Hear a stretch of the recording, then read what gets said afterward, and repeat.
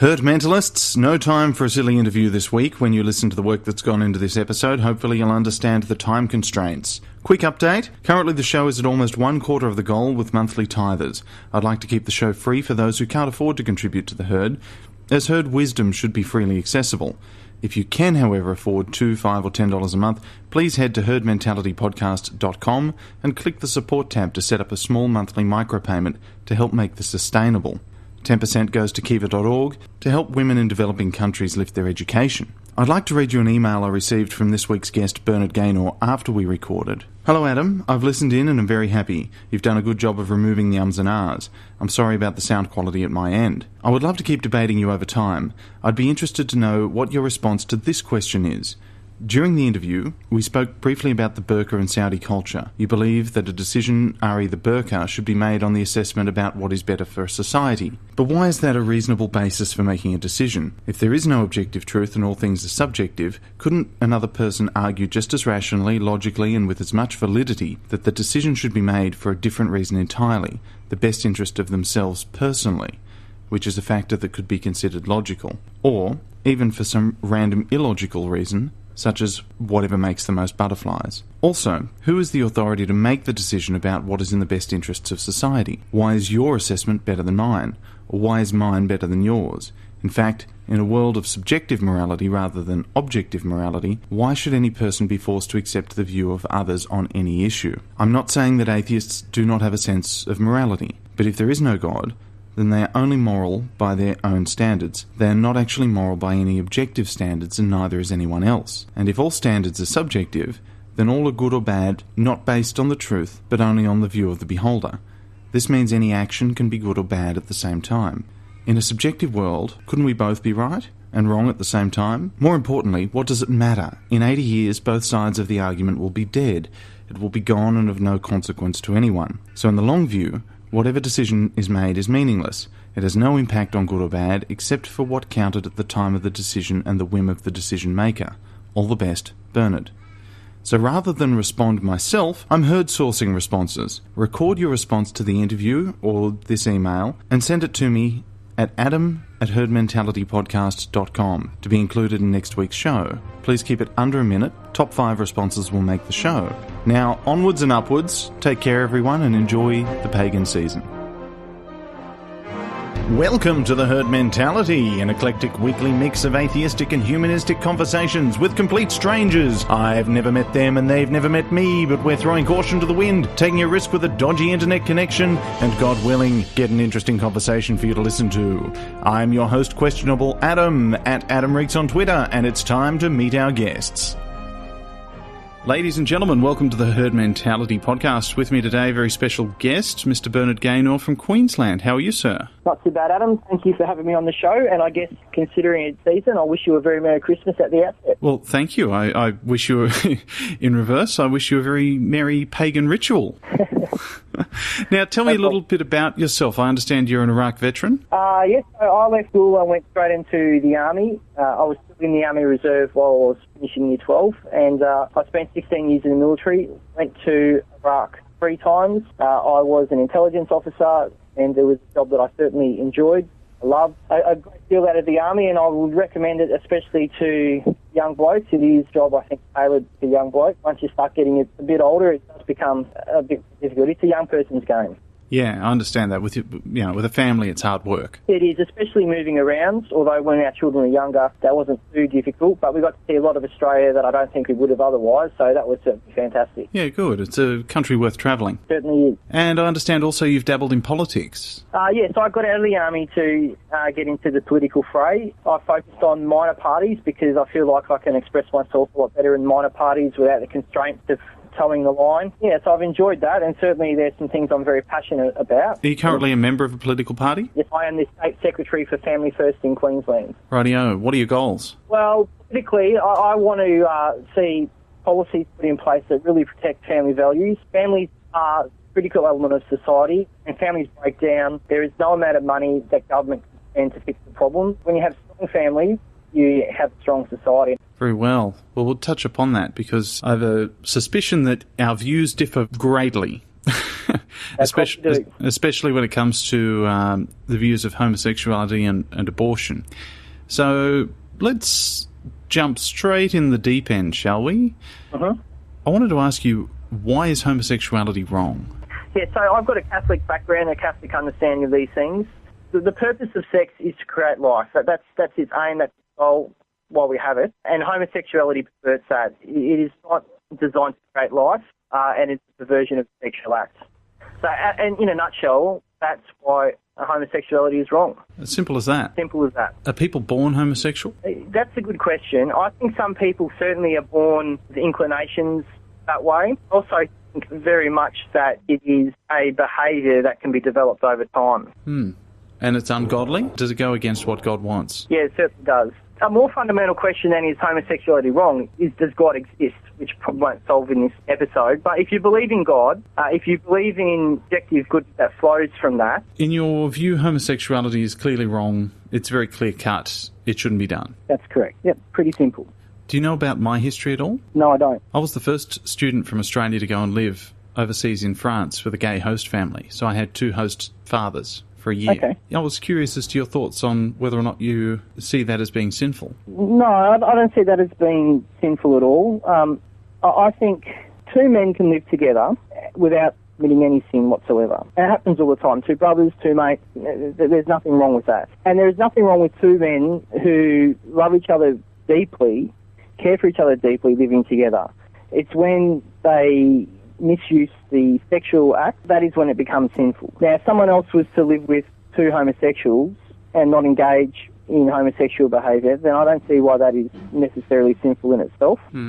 It was never implied. I never knew anything of it. The fact was that they were fantastic role models and contributed greatly towards my education. So, having spent a year under the influence, if you will, I came out a better person. Okay, but didn't you just say that you weren't aware of it? Oh, no, I knew that they were homosexual. That was never concealed. I mean, that was part of the sales pitch of the application. What I'm talking about is the act. Yes. What was behind closed doors was kept private. It never affected anybody else. Well, look, the fact that these 2 men gave you an opportunity to study in France, that in itself is not wrong, and I wouldn't condemn them for doing that at all. That's a good thing. That doesn't take away from the fact that homosexual acts are intrinsically evil, and they've engaged in that. They publicise that as well. But they don't publicise it. Well, they do, because you said that you knew about it. I knew they were homosexuals, and what goes on, as I said, behind closed doors is none of my business. I had no interest in it, still don't. They obviously publicised it, and they obviously promoted it. That is not a good thing. But they didn't. See, all it was on the application was, these are 2 men who have been in a relationship for 30 years, and they're prepared to accept a student for a year to assist them in learning about another country's culture. They weren't walking down the street kissing each other. It was never shouted from rooftops. Well, the fact that they're publicly homosexual means that they're comfortable promoting that in public. That's a fact. Whether they kiss in public or not is a different thing. They're known to be openly homosexual. So what's the issue with being homosexual? Is it only your religious views? Well, if there is no God, and if there is no truth in religion, then there is nothing that says homosexuality is wrong. I think it's pretty clear that God exists. You probably disagree with that. Vehemently. But there is also a thing called the natural law. It's based on what is naturally good. Homosexual relationships do not fit in with the natural order. And they are a perversion of the purpose of sex, and they do not contribute to society in a way that heterosexual relationships do. Their homosexual relationship contributed to my life in ways that I couldn't measure. Well, the fact that they helped you learn about France contributed to your life. Homosexuality probably had nothing to do with that. Well, no, again, I disagree. I went into this situation coming from a high school in Australia where homosexuality was looked down upon. Calling somebody gay was a slur. It had connotations. Saying the word gay had meaning. It carried additional weight with it. Now, this is where I came from. Now, spending time with them, it opened up my eyes to a whole other world where people can love each other and it not have a negative impact on society. In fact, I would state that it's rather positive. Is there anything else you wanted to elaborate upon there? look, I'll put it to you. What is a good thing that comes out of homosexuality? Oh, divergence of culture? Divergence of culture. Yeah. That's the best thing, you think? Allowing people to live their lives without harming others, I think, is a good thing. Mm-hmm. Well, I'd say it's a good thing as well. I'm not disgusted by the idea of you and your partner procreating and engaging in whatever, in the same way that I'd spend no time thinking about what two men get up to. So it doesn't bother me. Well, let's explore this concept of homosexuality and not harming others. Okay. First of all, you have the act itself, of sodomy. You have well known for a long time that HIV affects the homosexual population to a much greater extent than the rest of society. No. Before we go on from that, homosexuality isn't intrinsically tied with HIV. Well, homosexuality hates to spread it. But so does straight sex. But what's your point? Yeah, but no, straight sex does not spread HIV in the same virulent way that homosexual sex does. Incorrect. Sorry? Hey. I disagree. Where's the study? Upon what basis do you make that statement? I make it on the basis of the medical evidence. Which is? Well, how about you start going and having a look at some of the medical reports? But no. You made the statement. Well, that's right. I'm making this on the basis of medical evidence.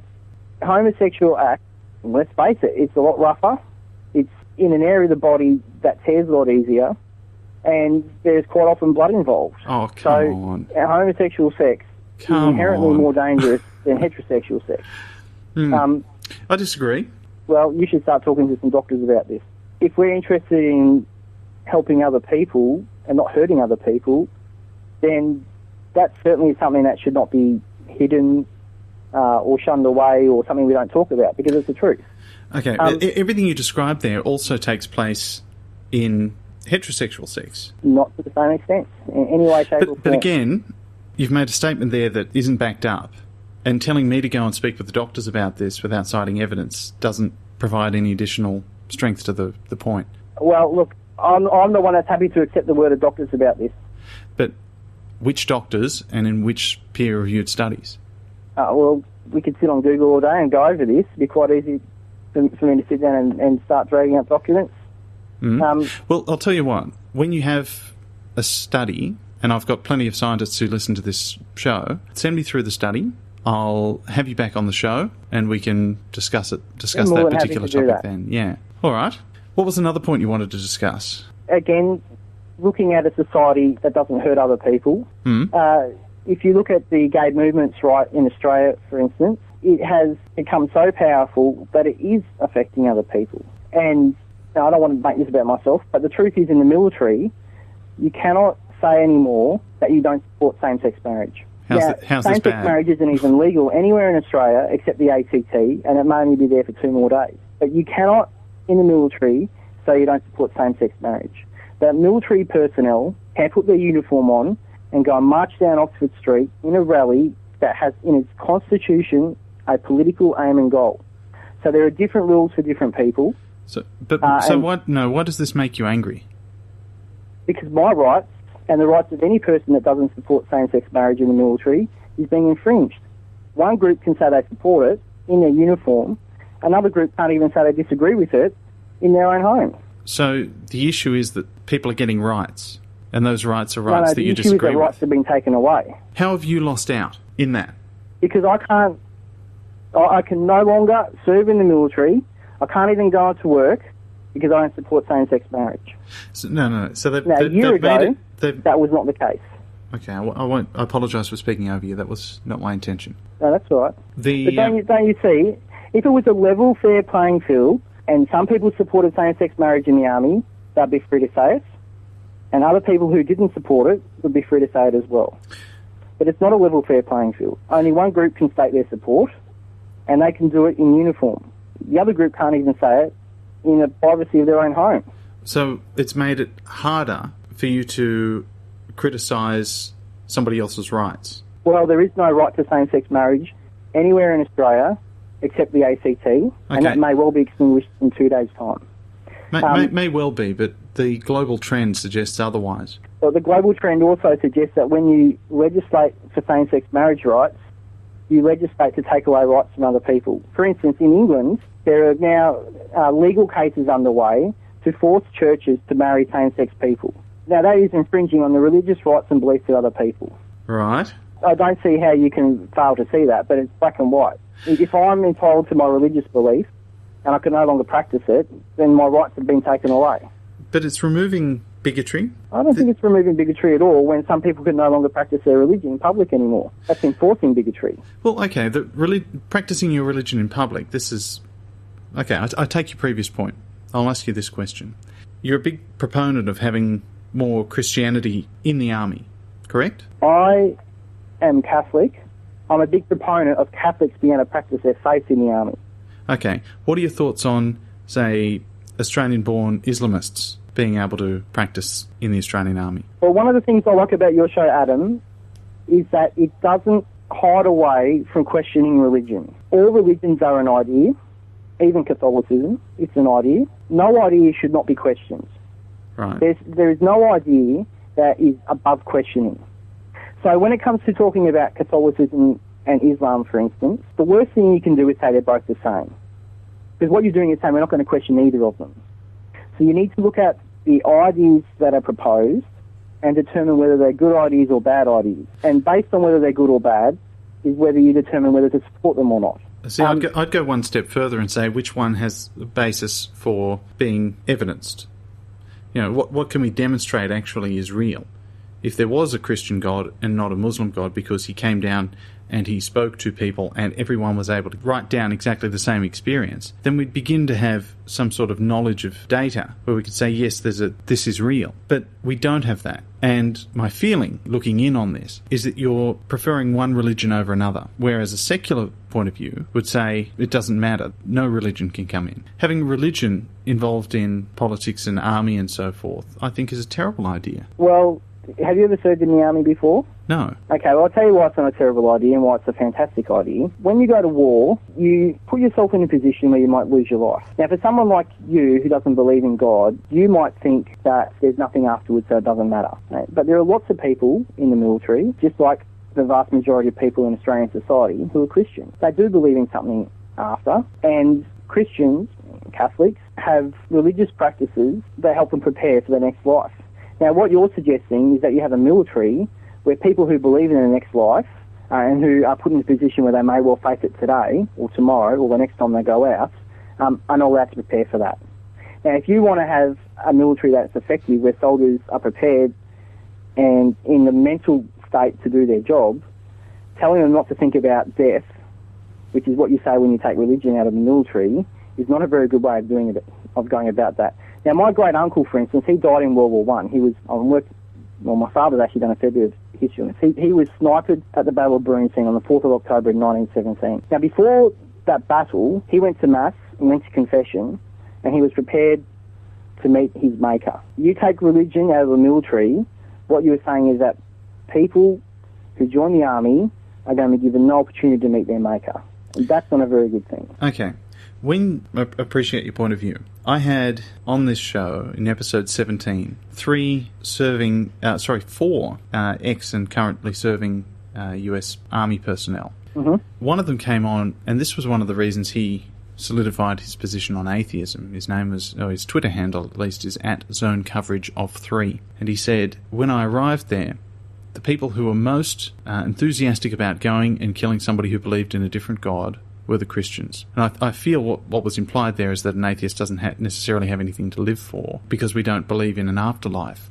I disagree. Well, that's not what I was saying. Okay, I didn't mean it that way. Please clarify. Yeah, so what I meant was that if you're put in a position where you face death, an atheist, I'm guessing here, an atheist might think, well, I don't want to die. I've got plenty to live for, but if I die, that's it. Whereas a Christian would say, I want to live as well, but if I die, I'm going to meet my Maker, and I need to be prepared for that.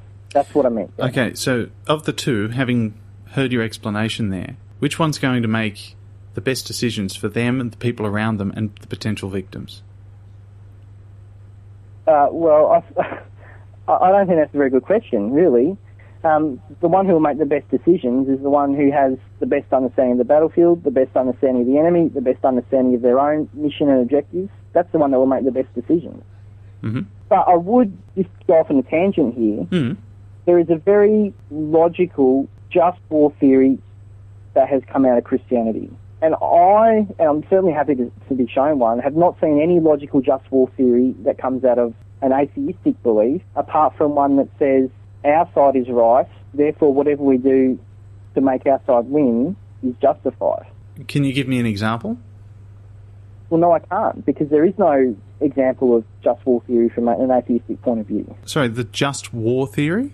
Yes. Elaborate. Okay, so just war theory from a Catholic perspective, and without it's a very long, detailed discussion, will say that you cannot go to war unless there are certain conditions. And for instance, one of those conditions is that there has to be a reasonable or very reasonable chance that things will be better after the war. And if you look at the Iraq War, for instance, which I went there 3 times, you could probably say that if the just war theory was applied, they wouldn't have gone to war in Iraq.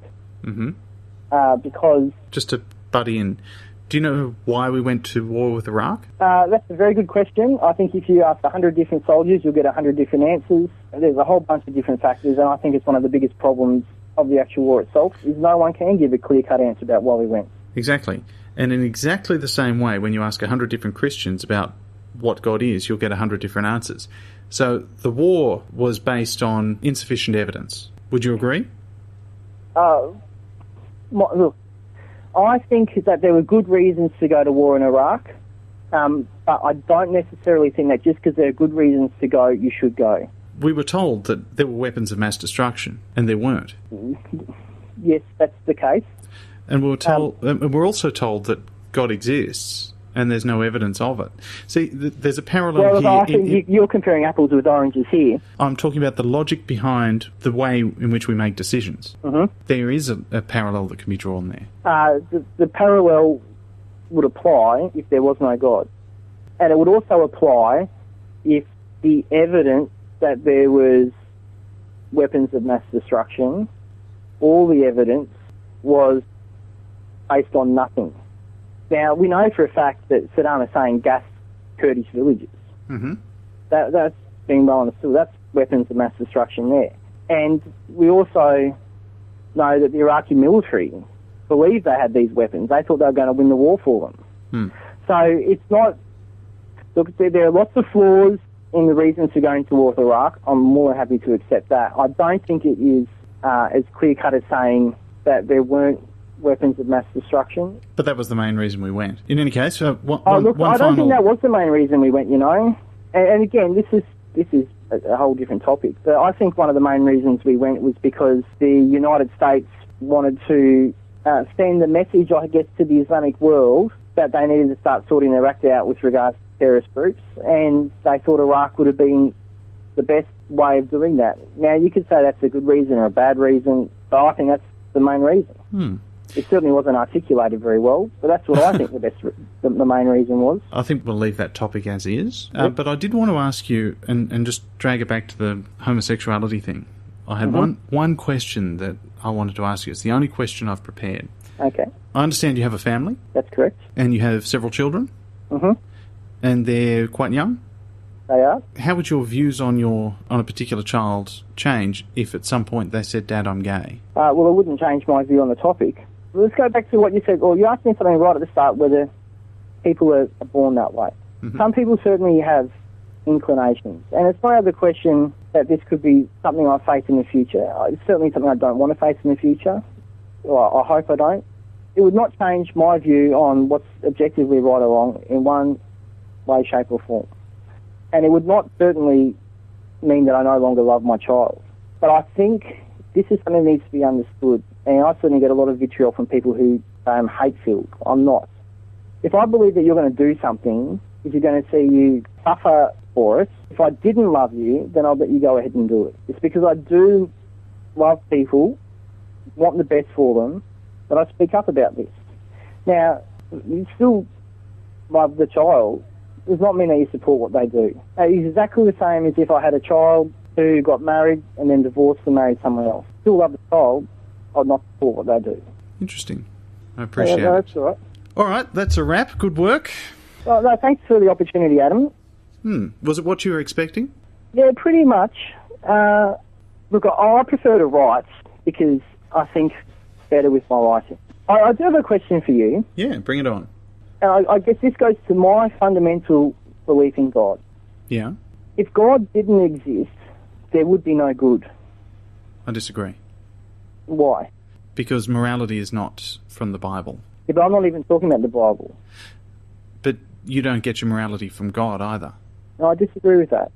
Well, the Bible teaches us, which is the Word of God, that eating shellfish is bad, wearing mixed fibres is immoral. Yeah, so I think... Okay, I'll just explain my Catholic understanding. It's a bit different than Christian understanding. Mm-hmm. Christianity, in general, with the exception of Catholics, states that everything comes from the Bible. Mm-hmm. The Catholic Church teaches that there are two forms of teaching. One is Scripture and the other one is tradition. So Catholics don't base all their truth on just what's in the Bible. So even assuming, and you raised this point in one of the other interviews that I listened to, you said that all the Christian religions couldn't be true. Mm-hmm. And I absolutely agree with you on that. Logically, they could all be wrong, or logically, one could be right and the rest could be wrong. But logically, you couldn't have two of them that were right. Okay, but in that instance, logically, the Islamic community could be right about the Quran. The Buddhist community could be right. So what's more logical, that there are dozens of competing religions that are competing for followers and money, which is the essence of it? Could they all be wrong? That's also a likely possibility because all of them are based on faith and very little evidence. Look, again, the same logic applies. All religions could be wrong, or one of them can be right and the rest could be wrong. Now, the question about goodness does not relate to the Bible. This goes back to a more philosophical understanding of things. The Bible comes into when you start saying there is a God, which is the right religion. Upon what tools can we evaluate all of the different religions and conclude that one is correct? We have to use the best tools we have, the best mechanisms we have, to study them, find out which has the most evidence, which can be proved, and none of them can be proved. Well, I disagree with you on that. But just going back to the question, if there is no God, there's no objective good or evil. There's just what is. Yeah, there's subjective good and evil, but that's reality, that's nature. So what is objectively good? To you, what is objective good? I live my life on the golden rule. What is the golden rule? Do unto others as you would have done unto you. Okay, so you're choosing a rule that comes from Christianity. What's to say that there aren't good things in Christianity? Yeah, okay. Because there are. I mean, when you say things like this, you know, you're either an atheist or you're a theist. That draws a very definitive line, a line which I don't agree with, because the Bible can tell us good things. There's very little, and people overwhelmingly do not get their morality from the Bible. I mean, the people who get their morality from the Bible are terrible people, in my view, such as your Pastor John Hagees and your Pat Robertsons and so forth. So even people who claim to be Christian or Catholic or whatever, they don't abide by the Bible in full. So they cherry pick what they want to take out of it. Claiming that you have to believe in a God in order to be moral, that's simply not true. And I think from having perhaps listened to a couple of the episodes, you can understand that. You would have heard one of the theists say to me, you have a good idea of what is right and what is wrong. And the way by which I make decisions is I use my empathy to put myself in somebody else's position. And you do this all the time. Every time you make a decision that will impact somebody else, you think, how would I feel if this was done to me? And this is why... I think that's inherently human nature. Yeah.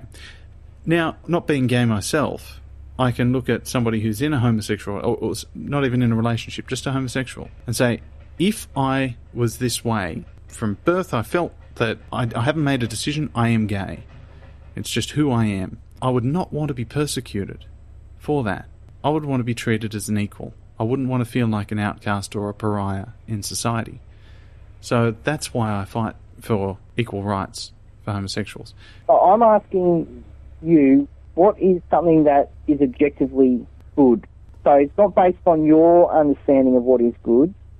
It's objectively good. It stands outside someone's own personal. Like I say, I don't think you can have something that is objectively good or bad, because what is good for one person may not be good for another. In Asia, people eat dogs. Mm-hmm. For all they know, because that's what their culture allows, that's good. Mm-hmm. And we look on in disgust because we feel that that's bad.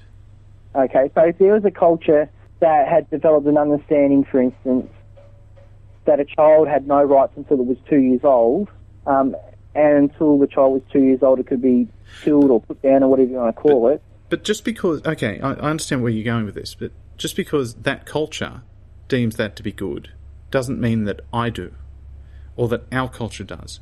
And a good example of this, and one I'm sure you'll agree with, is the burqa. Mm-hmm. A whole culture in Saudi Arabia decrees that it's fine to put burqas on women, cover everyone up to their eyeballs. And you look at that and you think, it is immoral. It's not something that I would find acceptable. It's not what I would want to do to someone else. Mm-hmm. It's subjective morality. Yeah, so, but your argument is then that a burqa can be good in some places and it can be bad in others. No, see, I look at how a society is affected by such things. Okay. Economically, you're effectively cutting half your workforce. And again, there's a discrepancy in between what women can earn and how they're treated as to what men can earn and how they're treated. The measure of a good society is where people are considered equal.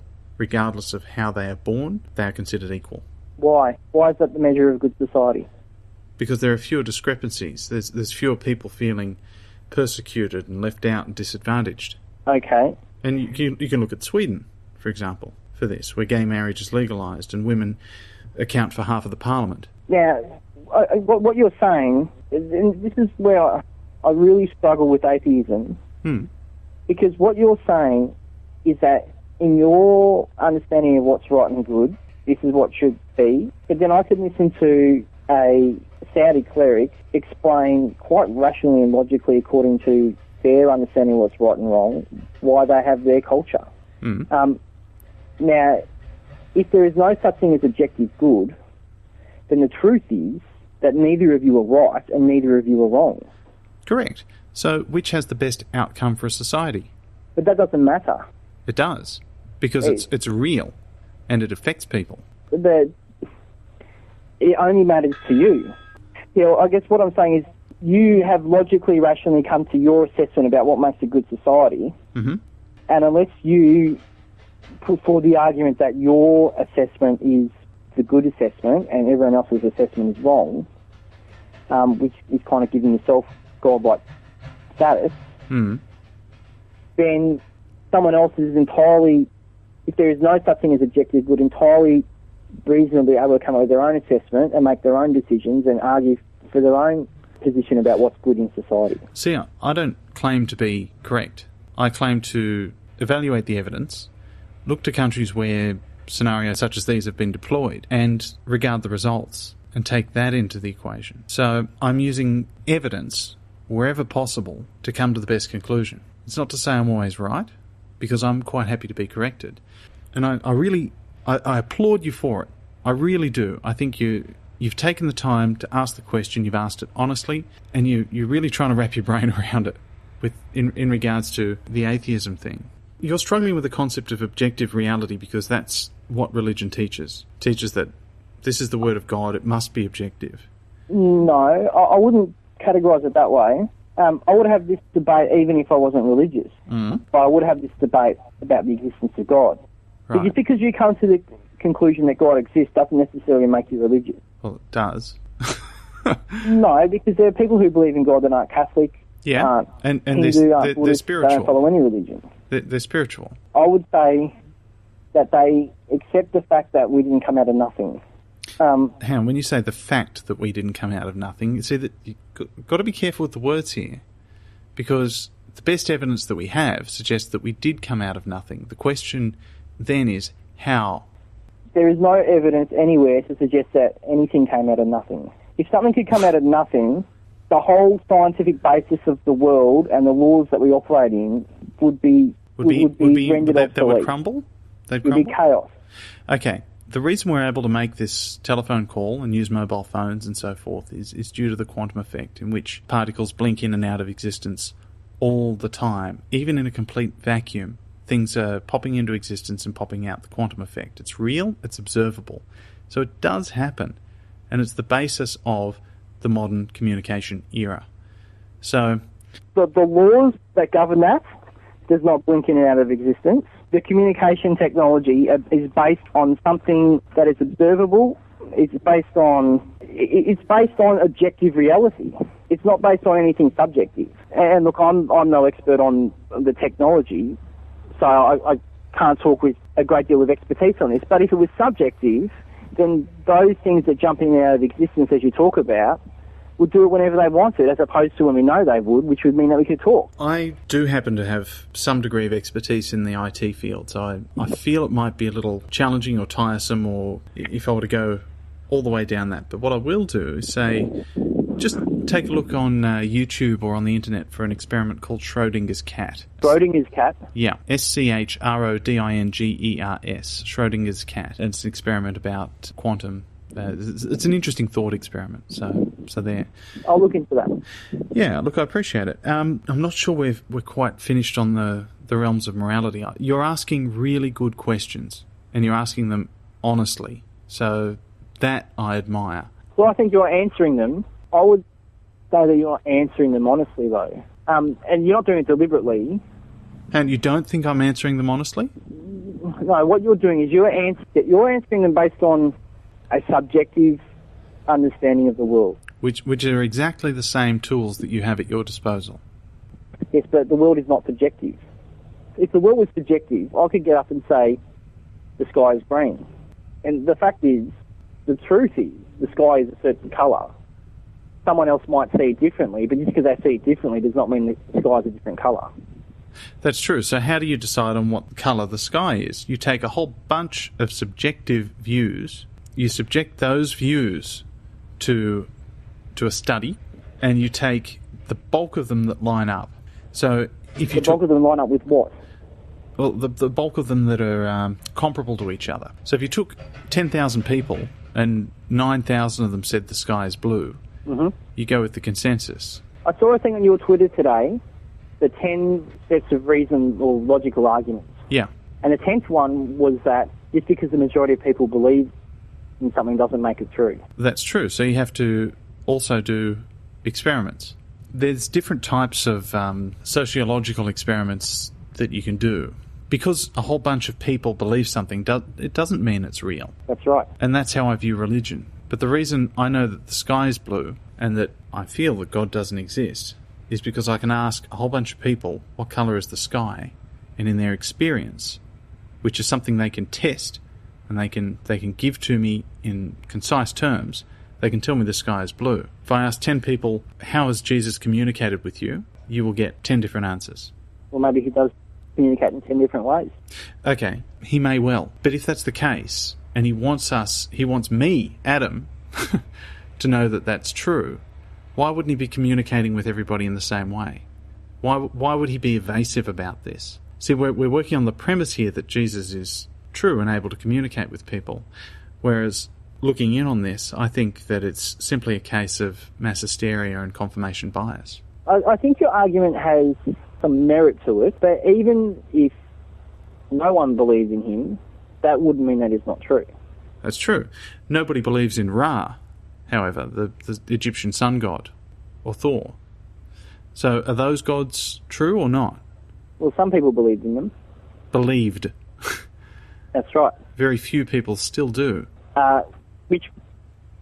Which, while not being a proof in itself of anything, does indicate that that belief has been superseded by a more powerful belief.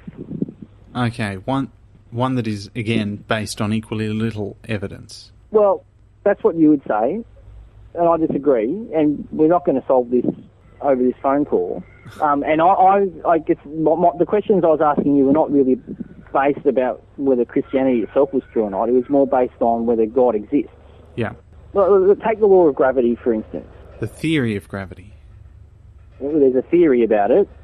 No, well, it is a theory. A theory is a... well, let's not get into the semantics, but go on. Okay, I understand what you're saying, the scientific terms and things like that. Yeah. Every single piece of matter in this world behaves according to that theory. Mm-hmm. Now, if that theory is true, then there is a power that is able to enforce the law that comes from that theory on every single piece of matter. But that's that's just mass density. I mean, that theory would fall apart. The scientific world would have to rewrite the books overnight if all of a sudden Bernard was lifted up into the air and was able to levitate. Well, it's a very good, interesting point. So if there is a law, or if there is a force that can enforce that theory on every single piece of matter, then that force could also choose not to enforce it on matter sometimes. Do we have any evidence to suggest that that has ever happened? Well, you just mentioned it before. What, do you levitate? No, I don't levitate, but someone else rose, lifted themselves up into the sky, and that person claimed to be God. The documentation upon which you base that claim has been disproven thoroughly and debunked. It's flawed. And I'm not saying this to attack you or attack anyone else personally, because that's not what I'm on about. Let's get scientific about it then, because that's either you think it's been debunked and I don't. I think that's a pretty scientific way of putting it. And it is a topic that you could discuss for a long period of time. I agree with you on that. I'm just a guy in the street. And so am I. I'm a nobody. My view on this sort of stuff is you don't take it at face value. So the Bible, for example, being the book that it is, was a book that was written 2 generations after it is claimed that Jesus walked the earth. And yet none, not a single contemporary scholar of the time, they didn't take place until they were documented by the Gospels. So I can't see that. I can't take that book and use it as evidence. The Bible itself says the Bible is true. So therefore, it, in my view, and the view of historians and scholars, is that it's not a reliable source. So when we think about these things, you can't think about the conclusion first and work to fit your beliefs to align with that. You've got to take reality and all the experiences that you know, because you're the only person who has experiences that you can trust. And in your experience, I'll bet you $1 you've never met or seen evidence that somebody's lived 900 years old, for example, or that you've never seen a talking snake. So, am I right? Am I... No, you're explaining the rationale behind your logical conclusion based on that. So I'm working from the ground up, trying to find reasons as to why God exists. Now, a theist, doesn't matter if they're Christian, Catholic, Buddhist, whatever, is they work from the assumption that God exists and come down, and they try and find ways in order to join the dots. I basically agree with you, because I was going to say the Bible is not the thing that makes me believe in God. Okay. I would believe in God whether the Bible was written or not. The Bible forms part of the reason why I believe in Christianity, which is related, but it's not the same thing. And using your empathy, which I'm sure you have, if you're able to put yourself in the position of a Muslim, so you're Bernard, you're born a Muslim, you're growing up in Syria, what do you believe? Well, the culture and society that you're raised in has a huge influence on what you believe. That's true.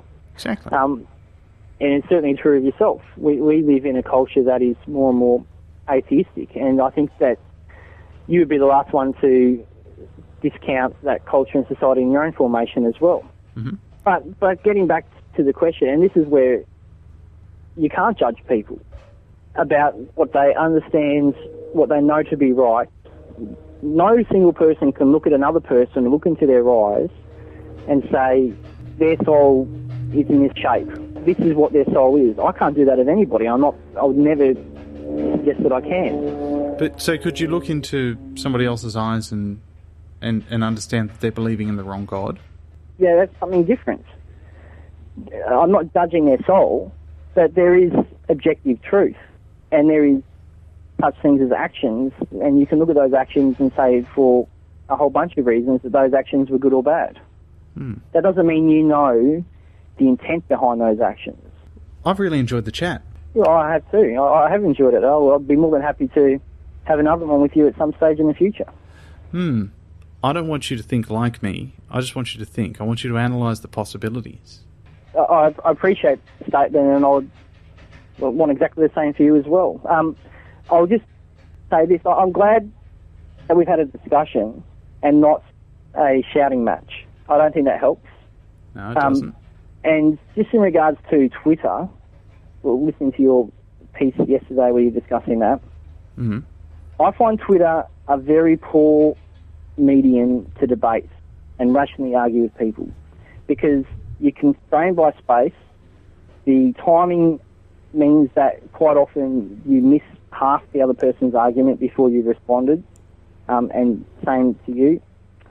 And while it's called social media, I think that it really lends itself to antisocial behaviour. I agree. So why do you think I did this podcast? I think it's a much better forum.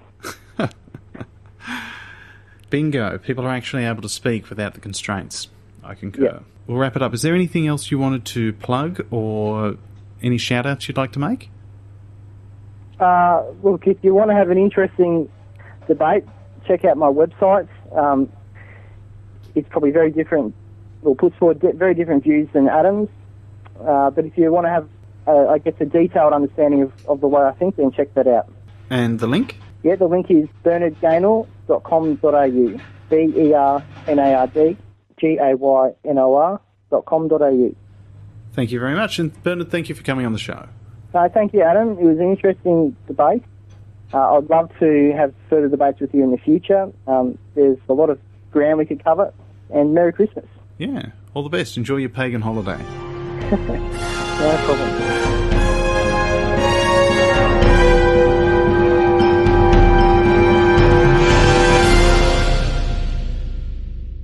Okay, ladies and gentlemen, with me for some bonus material, as is traditional once a month, Religious Tea, welcome.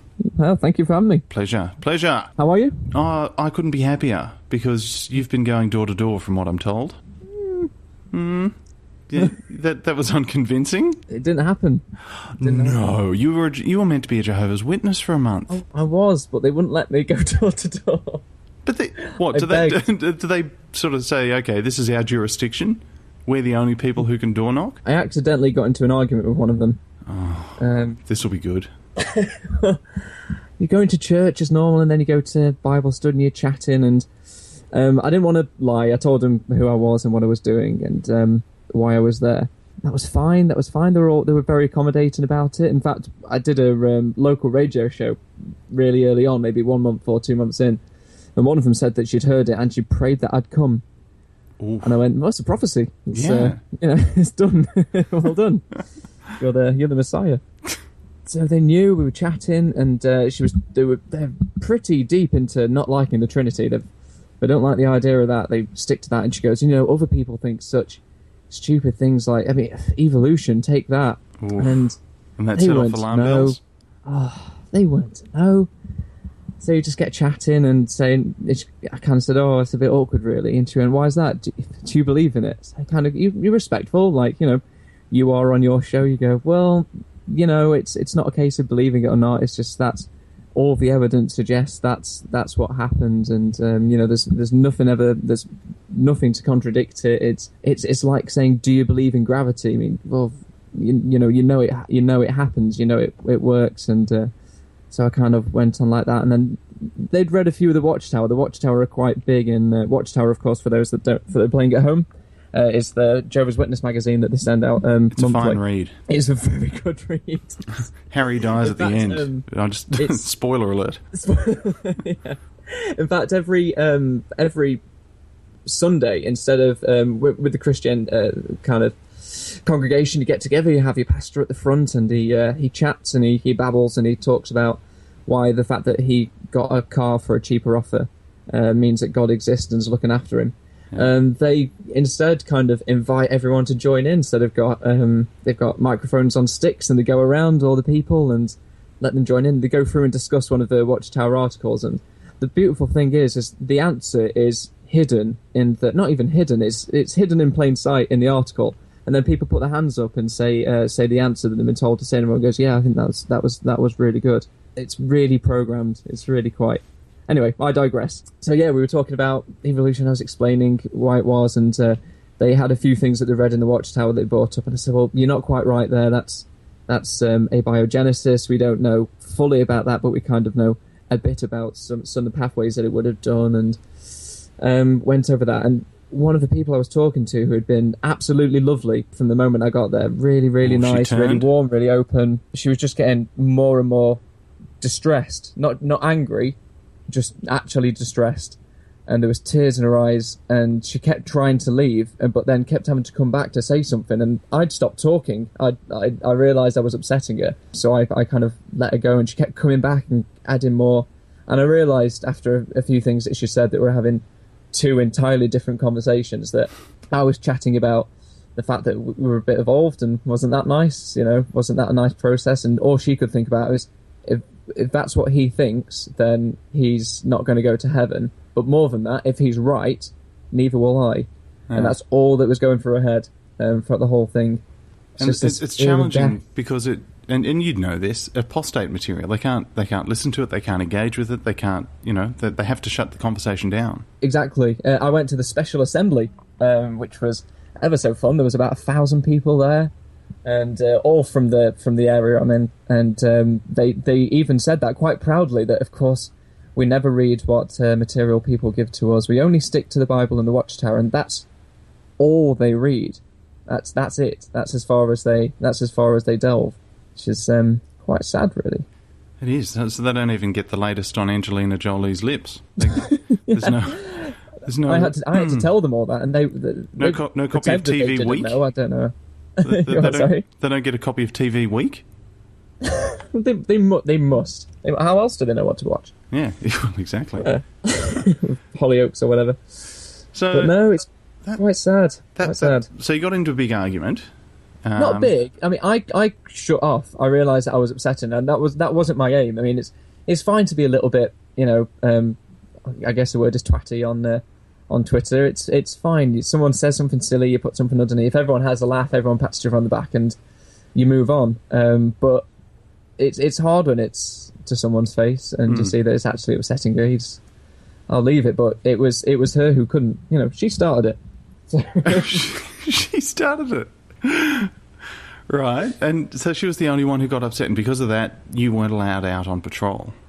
I wasn't allowed out. They said that if people think that you know about evolution, that's going to ruin the whole thing. They're going to be really confused by it. And I said, I wouldn't say anything. I would just say, I know what said, but if you've mentioned that before, that's what they'll think. Right. Okay. But they said, we can't let you come door to door, but maybe we can show you what going door to door is like. So maybe we can come and knock on your door and give you a Bible study. Ooh. So I went, okay. So they came around. I put on Team Biscuits. Awkwardly forgot to plug the kettle in. So for 10 minutes, just, they're waiting for a cup of tea. Thought you'd forgotten to pay your electricity bill. That did cross my mind. It really did. Okay, so what did you get into in the Bible study? Well, we chatted a bit. Of course, I had two questions that were laid down by our friend, I don't know which Hadroford. Secular lad. Yes. We'll not allude to his name at the moment. So, if it's only 144,000 people in heaven, where do the rest go? The answer to that is here on Earth. So they come back as a grasshopper or a hippopotamus or something, do they? No, we just get resurrected, and I did ask. They said we get resurrected, we rise from the dead again. That's what Jesus will do. So I said, but when will you get resurrected? In what state? Because there's going to be a lot of people who got hit by a car, or they're going to be livid that they've been brought back in that kind of state. But no, she said in their best state, healthy, happy, ecstatic. Oh, so you don't come back as like a complete reincarnation. So you wouldn't come back as, say, a Muslim or a Buddhist. You'll come back knowing they wouldn't come back. Well, no. If you were a Jehovah's Witness and you get resurrected, you wouldn't come back as somebody of a different faith. You would always come back as a Jehovah's Witness. The only Jehovah's Witnesses will come back. Right. Well, that's a bit unfair, I think, on all the other religions. Well, they were wrong. They backed the wrong horse. Yeah. That's their fault. Crazy idea, isn't it? Well, the one thing I do like, I said, don't you find it a bit hard? Because I would find it difficult experience any kind of happiness while all the people I did know were in hell. And she went, no, we don't have hell. We don't have hell. Not in Jehovah's Witnesses. There's no hell. Like, oh, that's fine. We just go to sleep. We just stay dead. That's it. Yeah. Like an obedient puppy. He stayed dead. Right, and the other question was something to do with a number, a mystery date. Oh my word. It's so complicated because no one has a clue what they're on about with it. All right, but you've obviously spent some time studying this, so let's hear it. I tried. I asked about 8 to 9 different people on this, and each one had a different answer. But effectively, 607 BC was prophesied in Daniel, and they said it was going to be times and times and times again. And the time is set in a different part of the scripture as some length of time, but they couldn't remember what exactly it was. But it added up altogether to 2,520 days. And that's when Jesus will come back to rule over everyone. Of course, everyone that knows that doesn't make sense. So they went, but it can't be days. It must be, maybe it's years. So they find some other scripture that say a day is like a year. Mm-hmm. And they go, perfect, that's 2,520 years. We know that Jerusalem fell in 607 BCE in October. so precise. It was a beautiful spring day. Yeah, it's lovely. The sun was shining, birds were singing, the rockets were being fired. And so from there, they know it's 2,520 years, which takes you to 1914. Which was when all the worlds, it would be the start of the Great War, which would set in motion Jesus coming back to, take over the world domination. Well, if that's the case, he started by sinking the Titanic. I think he probably did, yeah. Yeah, I think that was 1914, I'm pretty sure. 2,520 years from 607 BCE. I don't have a calculator, yeah, no joke there. Are you counting year naught? Counting year naught? Am I counting a naught? Are you counting year naught? Year naught. No, I divided by pi and carried the 7. Ah, right. So the short story is no one's got a clue. No one's got a clue. No one has a clue. Did any of your other religious experiences assist you throughout the month? Yes. We had a good rant against the Catholics, and what I found is there's 3 things that they like. Saying that evolution isn't true, but the way they do that is by misunderstanding it, which I think most people seem to do. They hate people who think there's a Trinity, hate them. They're angry at that. And the other thing is, let's just all diss Catholics. Every single person I spoke to said, oh, you see, I used to be a Catholic for so long, and then someone came, knocked on my door. I asked them a question, and they turned to the Bible, and I knew this was the thing for me. It was a sign. It was a sign. You know, they're in the truth. They're in the truth now. Oh, good for them. So lovely. Everyone is so nice. Bizarrely nice. Except when you start talking facts, in which case... They don't like that. They don't like that. Not a fan of a guy came and chatted to me afterwards because he realised I was causing kind of a stir. And so they flocked around me to kind of, 8 heads is better than 1, I think is a phrase. And we just, every single thing I said, they'd said, oh, of course, that just doesn't make sense. And you go, right, okay, why's that? And then they just say something that's not relevant or untrue or something like that. One of them says, of course, Bill Bryson, the writer, yeah. He said in one of his books that he quoted, I think it was Fred Hoyle, who said that the chance of evolution is a chance of like a storm going through a junkyard and putting together a Boeing 747. Mm-hmm. That's what he was saying in his book, and that this chap had obviously misread that and thought, if Bill Bryson says that, that must mean that evolution can't be true. So he said this to me, and I said, no, he was quoting someone else. And he went, oh, okay, well, still, I said, no, you don't get it. Yeah, bizarre conversations. So what did you take away from the month? How did you improve? Do I ever improve? I always get slightly worse, I think. Yeah. Well, you're seeking enlightenment. Did you get any enlightenment at all? I was put off a bit. It was the way that they kind of spoke, and the way that it was the way that it's not a metaphor or anything like that.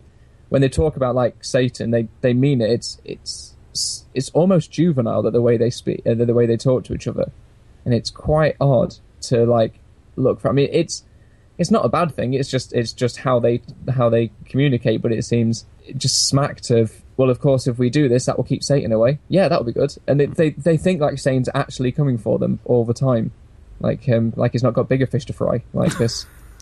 Shouldn't he be busy probing Hitchens or something? That'd be a handful. Yeah, that'd be a lot, yeah. So what's coming up next? Oi, I'm going to be Jewish. Oof. Jewish, the All right. So first step, going under the knife? It's not really big enough to warrant it. Okay. I think if I showed it to any rabbi, he'll probably conclude it's already happened at some point. Do you hear that, ladies? Just add water. Perhaps they took too much off. Who knows? Right. Okay. So we won't be doing that. Are you going to wear the little hat? I think I might. I've not really partaken in religious hats, but I'm quite up for a hat. I'm quite up for a yarmulke. So why not? I saw somebody walking down the street the other day wearing one of them. I thought that is the worst crash helmet I have ever seen. That's not or it was brilliant. It's just got a giant head. So, all right. And the purpose of the hat? Well, this is what I've got to find out. I thought it was just a great fashion accessory. I mean, are you alluding to the fact that it might not be? It might be more. No. Well, if it is a fashion accessory, it's certainly a timeless piece. I thought so. I just assumed all Jewish people were bald, and it just covered the spot pretty well. Right. So, okay, you're hooking into a little bit of Hebrew. What are we doing? I'm going to have a go. Yeah. I'm going to have a little... See if I can learn one phrase. Maybe I can learn your opening thing from the herd mentality. Oh, that'd be good. Can you do... And I'll try and do it in we'll have Hebrew. to get you to record the intro for the herd mentality in Jewish. Yeah. In Hebrew. I don't even have to learn it properly. No one's going to know. Well, that's true. You'll just be Mazel Tov, welcome, Mazel Tov. And, we're all convinced. Coming up after the break, more Mazel Tov. And one of the 4 listeners is not going to speak Hebrew, so it'll be fine. And what are you hoping to achieve this month? What sort of experiences are you going to be partaking in? I'm going to try a few more rules, I think. The Jewish faith seems to be quite rule-based and very, very deep in tradition, whereas these ones I've done recently are kind of more a feeling and more towards... I'd like to live with some... a bit more strict. A bit more strict. Good. That's what I want to hear. But, yeah. You want to hear that my foreskin's been forcibly removed by a sharp dick and a sweaty old man. Mop and bucket man to the tea household. Mop and bucket man. We'll have to get the smaller tweezers. I think we can work with that. I can do something with that in editing. Maybe just the sound of a rubber band snapping. So, okay, that's going to be fascinating. And see, it's not really a challenge for you because you're a vegetarian. You're not going to be eating pork anyway. Oh, well, interestingly, I went to a restaurant 2 days ago, and I ordered... There was only 4 options, where they just go, you can have one of those 4 or one of those 4. It's all so damn good that it'll be fine. So there's only one vegetarian option in each one. So I looked down, it was spicy parsnip soup for the start, and I thought, I love spice, I love parsnip, I'm partial to soup. This is looking like the magic 3. It's all in there. So I thought, brilliant. So I thought I'll order that, and down it came, and it had some kind of breadcrumby, circly, sphery lump thing in the middle. And I thought, I wonder what that is. So I broke into it, took a bite of it, and it was like it's quite quite mushroomy. I thought maybe it's like some kind of breaded mushroom in the middle. I thought delicious. I don't know why you'd put that in spicy parsnip soup, but cracky restaurants, whatever it is. So I said to the wife, "Is this mushroom? Do you think?" And she looked in. She went, "Yeah, probably. I assume so." I took another bite and I went, "I'm not so sure." And then she had a little bite of it and she went, "No, that's not." So we went up to find out. And what I'd not read in the small print of the spicy parsnip soup was a game croquette. Right. So I'm not a very good vegetarian anymore. No, clearly not. I was expecting you to see nothing of the sort on the menu, and then just the chef to run out of the kitchen screaming, "My thumb! My thumb!" That was my foreskin from the... It's almost like having the Bible reloaded on with all this foreskin talk. Yeah, sorry about that. You had them on a couple of weeks. You don't need more of this filth. No. All right, well, religious tea, any final thoughts? Anything you'd like to add on Jehovah's Witnesses, or what you're looking forward to for the next round? I think as the rounds are getting on, I'm ever closer to this finishing, which is always a bonus. How long have you got to go? I think this is 8 or 9, so I'm 3 or 4 left. All right, well, I'm looking forward to giving you something extreme. I'll need to think on that. Something extreme. Maybe something Egyptian. Something where someone did mention that. Something where you actually have to actively hate homosexuality. You could become... You know what we could do? Westboro Baptist Church. You're going to make me join that? Yeah. And you're going to have to go and stand on a street corner hating homosexuals. And then, just hold up the sign, and when somebody walks up to you and goes, "Excuse me," then you just sort of put the sign down and you're back to being religious teen. Just be wonderful. Be lovely to them. No throwing stones, no threatening them with purgatory. No, maybe even sex them. Who knows? So, I don't know. You're certainly prepared to go the extra mile by the sound of things. Anything to try and alleviate the sign I'd had in my hand for a moment, I think. Distract. I could just cup their genitals gently, and that would distract from the sign. Just cough for me. There we go. And that's out. All right. Well, interesting. I think, Westboro Baptist Church, something where you actually have to delve into the mind of the hatred, See, that's what confront I can't yourself. do. I'm quite a nice person. Even when I'm upsetting elderly Jehovah's Witnesses, I'm quite a deep down a nice person. I can't just... Maybe get me on with your next guest. Send her a Christmas card. I'm sure that'll go down a treat. I asked her, I said, does it annoy you that now everyone's getting involved in Christmas? She goes, well, no, I mean, people say Merry Christmas to me, and I just don't say anything back. And I'd love to I love the image of someone just saying Merry Christmas and her just stunned silence. Just really awkward. Just tumbleweed blowing past. Have you considered spending a month going door to door spreading the good word of atheism, perhaps as the final month? It'd be interesting, wouldn't it? Yeah. Cut their grass, the Jehovah's Witness territory grass. Could do, couldn't I? Door to door, knock knock. I'd like to not talk to you about Jesus. Interestingly, I'm in a small band of motorcyclists. I don't know if you've ever heard of the phrase. No. Motorcyclists? Well, it's one of your first guests, Opus Atrum. Yes. Someone you may have heard of, Punch Your Love. Yes, I know Punchy Love. Yes, quite a handsome fellow. Oh gosh, isn't he what? Yes, I know, right?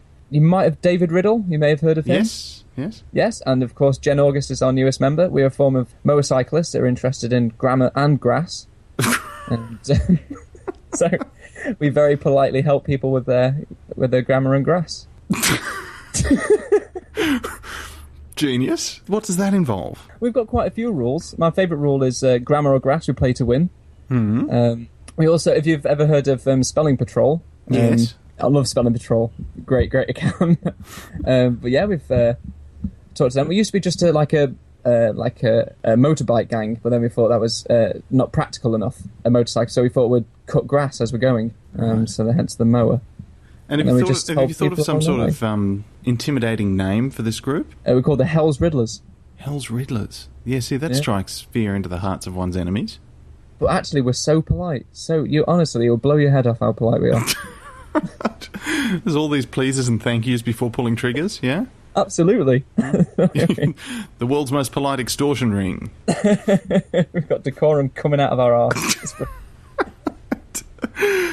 Very well. Well, Religious Tea, thank you very much for coming on the show. Look forward to speaking to you after the anniversary of, I was about to say Jesus' birth, but let's go with Darwin. Yes. Oh, was it Newton? Who was born on Christmas Day? Not Jesus, born in October, of course. Yeah, of course. That'd be ridiculous. There wasn't no solstices in October. Gosh. Oh, I found an interesting fact as well. Mm-hmm. According to them, Jesus didn't die on a cross. He died on a stake. Which is 2 stakes. No, just one stake. Just one? One long stake. And his arms were above his head. This is more compelling every time I hear more it. facts. More facts. And as listeners to the show know, we're a big fan of facts.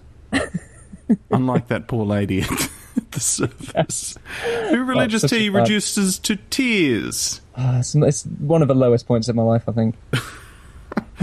Wish you'd recorded that. Rightio, Religious Tea, take care. Try not to get shot at, and we'll speak to you in a month. Can't wait. All See you soon. Cheers, mate. Bye. Bye.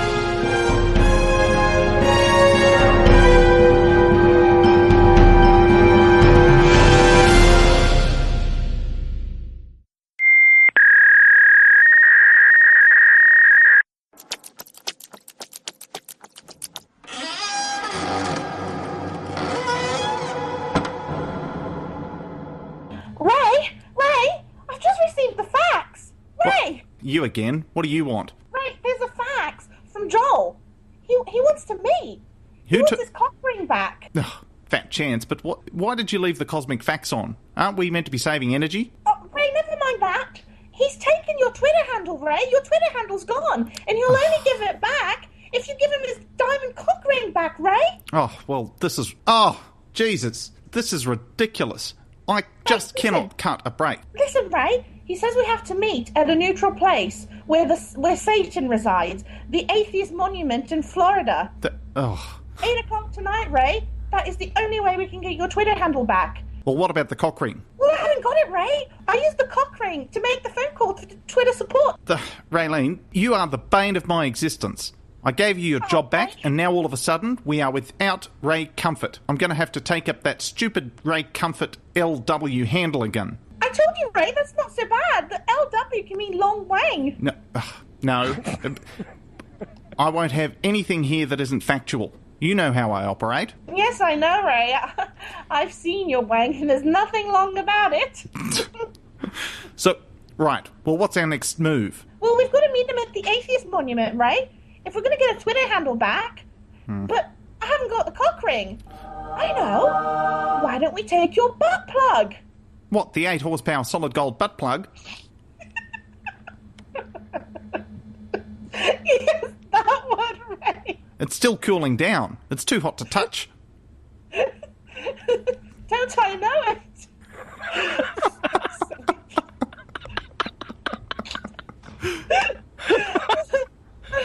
I'm sorry, Ray. If you want your Twitter handle back, you're just going to have pokey bum wanks and give up the butt plug. So you forced me into a corner here, Raylene. I either don't have the physical pleasure of the 8 horsepower solid gold butt plug, trademark, or the physical pleasure of spreading nonsense via my Twitter handle. All right, I'm sorry. It's one or the other. But we've got to meet Joel. Okay, Raylene, to the bulletproof comfortmobile.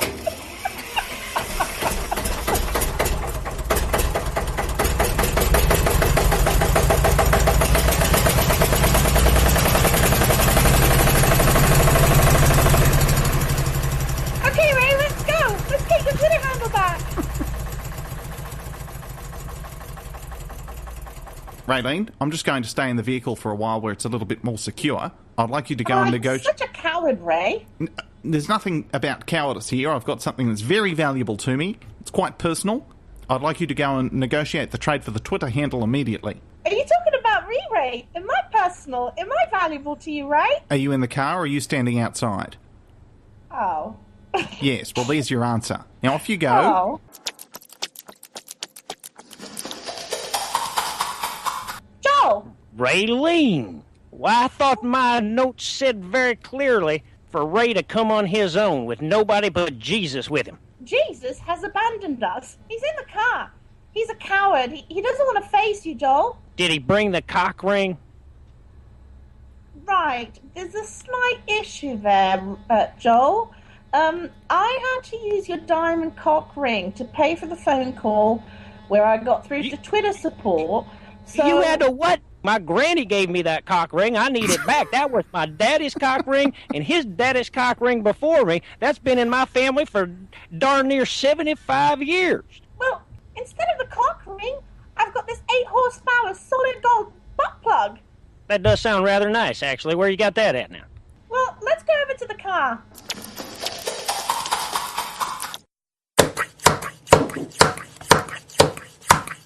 What in the world is he doing in that car there? Ray? Oh, Ray? Yeah, just a moment. Well, now hold on a second. I come all the way from Texas here. You get Austin?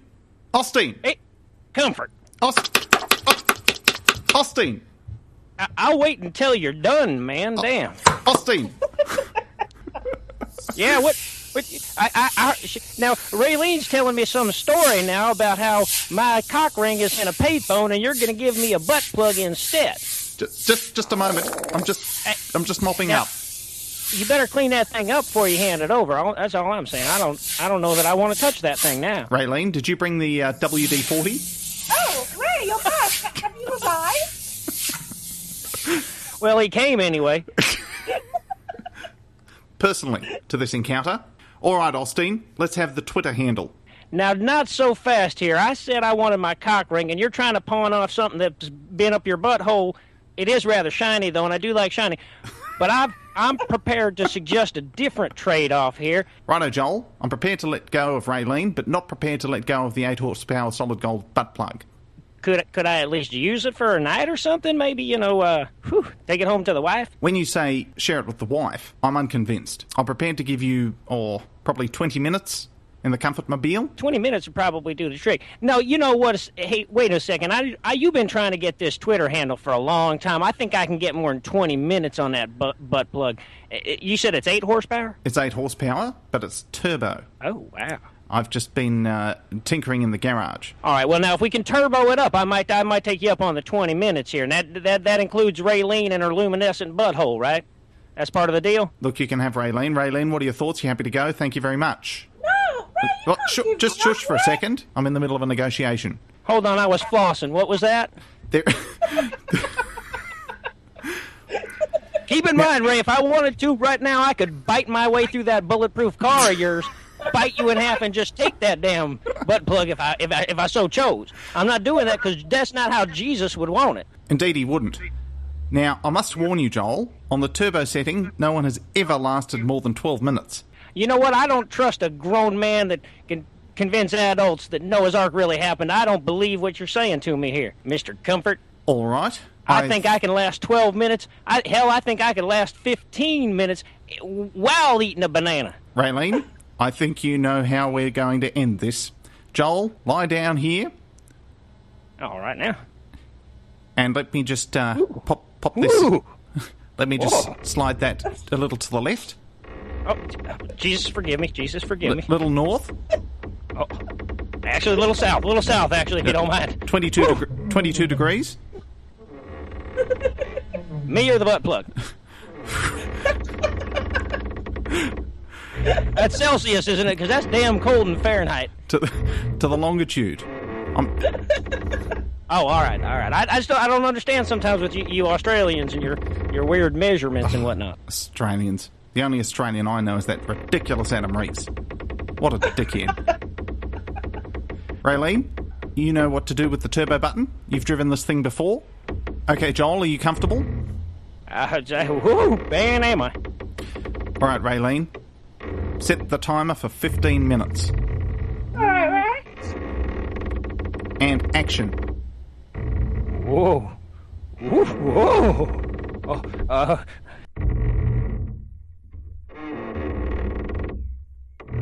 14 minutes and 30 seconds later. Oh,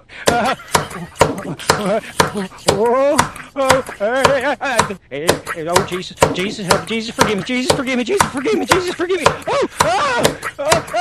I think this is too much. I don't think I can handle it. Raylene, switch it to setting 2. Oh, my goodness gracious me, oh, my holy macaroni and cheese. Oh, shut it off, Ray, shut it off. Raylene? Yes, Ray. Stop laughing and press the turbo button, quickly. I think I've got a cunning plan. That wasn't the turbo? Oh, holy mackerel, that was only 6 horsepower? I give up. You can have the Twitter handle. Just shut it off, Ray. Holy Hagee.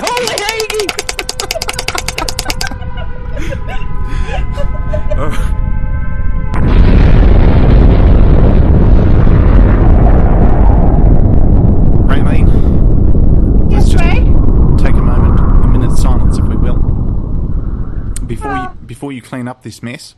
Why am I cleaning it up, Ray? Because you still have a job. We outmaneuvered him. He took that corner too hard.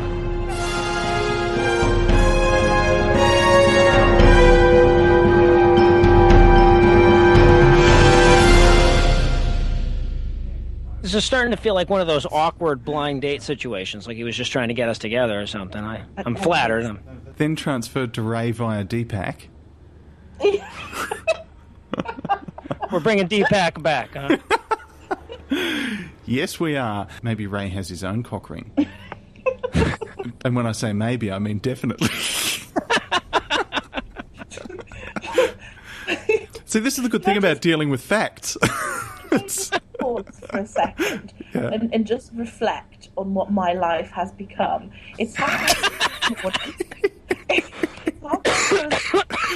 and I'm talking to an American and an Australian deliberating on whether or not Ray Comfort is happening. I hope that makes it to the podcast right there, though. I'm just hoping that little excerpt does. Okay, calm the fuck down. Oh shit, I don't know what accent that was. We never do. Sorry, let's do that. Let's do that again. Sorry. Oh, he's in the Ray Comfort. Fuck. Sorry. Bolivia.